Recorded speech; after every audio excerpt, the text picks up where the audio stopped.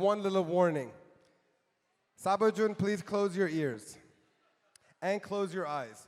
Gussie, close your eyes and ears. Ladies and gentlemen, what you're about to listen to, specifically talking to the little gentleman right here, no offense, is perhaps some explicit language, perhaps some inappropriate language. I said this earlier tonight, and I'll say this again.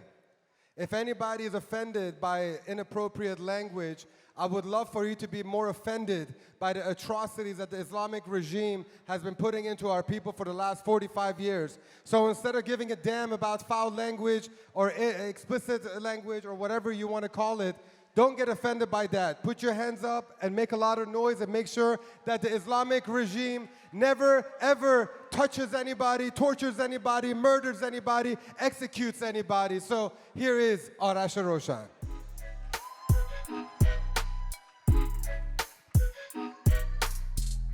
So I know Iman gave the warning, but I'm just going to do it one more time in Farsi. کسایی که بچه کوچیک دارن, you have 15 more seconds to get out.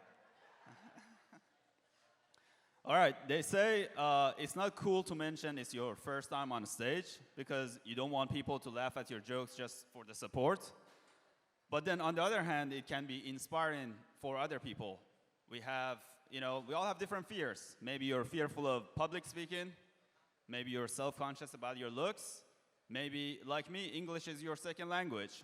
So to hear somebody else went up a stage might inspire the next person to face their fears. So should you mention it or should you not? I've thought a lot about this question, and I decided not to bring it up. You know, when Iman was talking to me about performing at this event, he said, Arash, you can say whatever you want to say at night. Just during the day, it's a family event. I'm a family kind of guy. You know what you cannot have a happy family without? It starts with fa, ends with ing. You know what I'm talking about, right? What is it? Fucking Jesus. Financial well-being, sir. Money. You need money to have a happy family. I didn't introduce myself. My name is Arash. You may know me from my performance earlier in the day. Iman couldn't afford Maz Jobrani, so you get me. Pretty much the same deal, though. Maz has most of his hair on the top of his lips. I have most of mine here. Both of us are hairless, neck down. I know, trust me. To perform for Iranian Americans, you have to pay your dues to the OGs.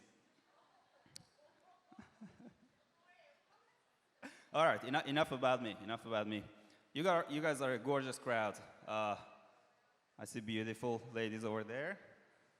I see gorgeous ladies over here. You look so great that the morality police is applying for a US visa to come catch you. Does everybody know what the morality police is? I'm not making it up. It sounds ridiculous, but they are actually an entity that chase gorgeous people. If you look too good, you're in trouble. So you would be in trouble. You would be safe, sir. I'm kidding. You look great. But you would be safe.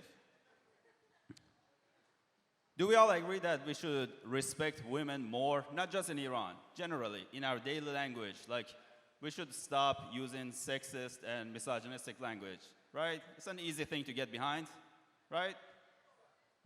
It's not easy to get behind women. I mean, it's easy to get behind not, using sexist language. Everybody agrees?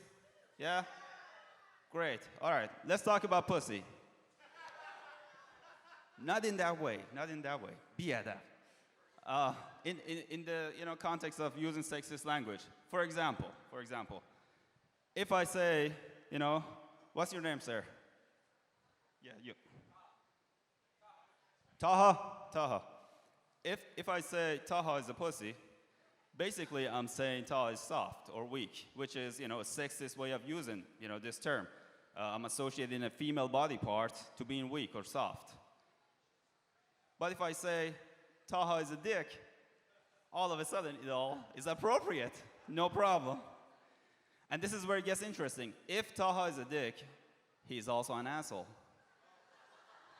It's almost like they're connected, inseparable. I'm kidding, Taha. You seem great. All right, we'll put a pin in that. Not in the dick, in the asshole. All right, speaking of dicks and asshole, the Islamic Republic.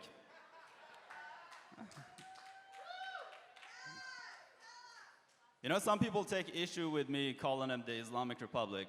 What do you want me to call them? The Potato Squad? Sayyid Ali and Friends? The Pirates of the Persian Gulf? The Bad Mullahs? You know, the Bad Mullahs sounds like a title for a naughty movie. You know, like if you go home with your husband or, I don't know, boyfriend or boy toy or whatnot, you might get into it a little bit, you might dirty talk, you might get a little passionate, you know, rip his shirt open.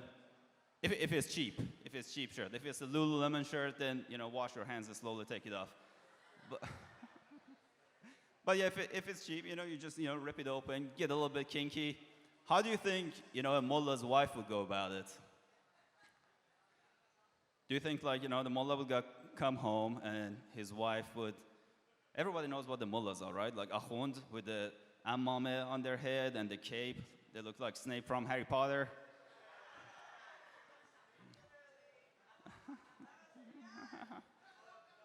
Do you think a mullah's wife would, like, pull him by the cape? Like, get over here, you smelly bastard. Knock off his ammame. I bet you didn't even pray today. That's how they dirty talk. That's disgusting. All right, let's move on.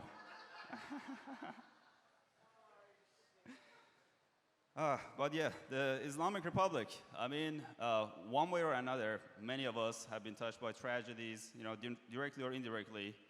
And we are all here at this time, in this location, because of the Islamic Republic, many of us. So we owe tonight to the Islamic Republic and Iman Hushmand, in collaboration with... I'm kidding, that's the last thing he wants his name next to. Fuck the Islamic Republic. Yeah, but joking aside, I don't have a shred of doubt that Iman and the folks who tirelessly worked on bringing us together tonight will one day work on an event to celebrate a free Iran.